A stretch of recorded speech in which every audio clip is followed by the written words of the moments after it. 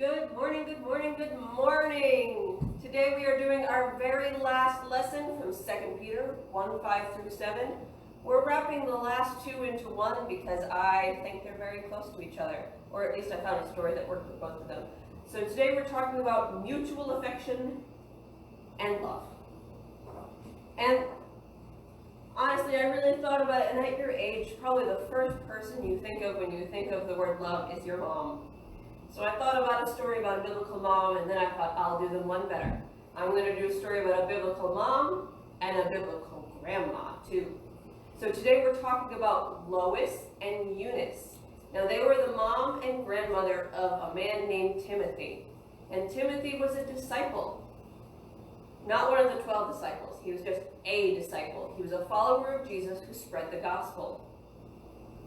Now Timothy had a Greek father, so he wouldn't have been raised knowing Hebrew things, except his mother and grandmother were both Jewish. So he was raised knowing all the Word of God. And that imprint they left on his life lasted for the rest of his life. It colored what he did and who he became later on. You see, love leaves an imprint on everyone. Whether it's from your mom and your grandma or from Jesus, it makes a mark on who you are, like pushing something into Play-Doh. Because that's what God calls us. Remember, back in Jeremiah, he talks about how we're clay, and God molds us, and love leaves its marks in the best ways. Like all the fancy twists you see on a pretty plate, or the little ridges on a teacup. That's the imprint that love leaves on us. That's the imprint that God's love leaves on us.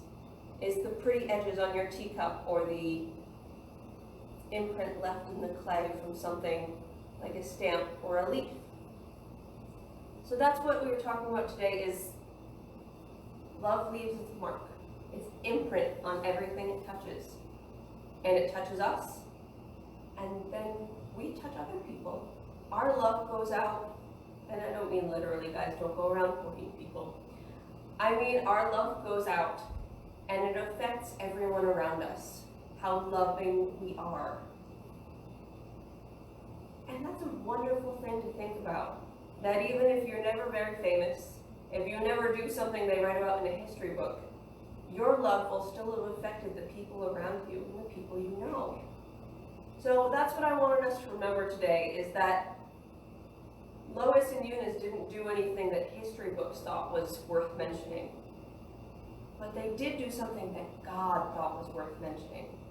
They taught, they loved, and they left their imprint on someone that history did write about. And God thought that was important enough to put into the Bible. So that's what I wanted you all to remember today. I wanted you to remember Lois, I wanted you to remember Eunice, and I want you to remember that it's a really good thing to be remembered for your love. I love you all, and I hope I leave a good imprint. See you next week. Bye.